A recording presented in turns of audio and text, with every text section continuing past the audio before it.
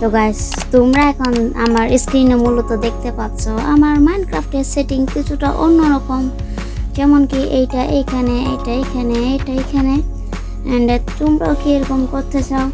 তোমাদের হাতের চাপটা হচ্ছে অন্যরকম, কিন্তু মাইনক্রাফটের ইউআইগুলো হচ্ছে অন্যরকম।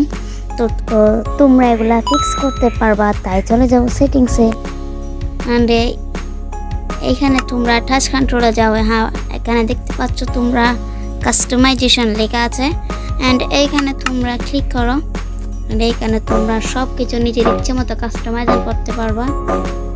এগুলো তোমরা অপাসিটি বাড়াতে পারবা, যেমন কি আমি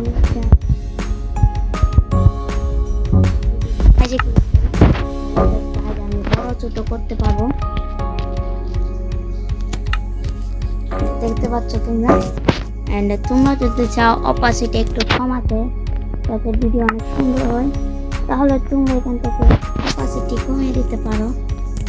দেখছো, এটা ইনভিজিবল হয়ে যাচ্ছে। অ্যান্ড গাইস, এটা হচ্ছে আজকের সেটিং। তো যদি তোমাদের ভিডিওটা একটু ভালো লেগে থাকে তাহলে আমার ভিডিওটা একটা লাইক করে দিও। অ্যান্ড এরকম সেটিংস জানতে চাইলে তোমরা সাবস্ক্রাইব করতে পারো।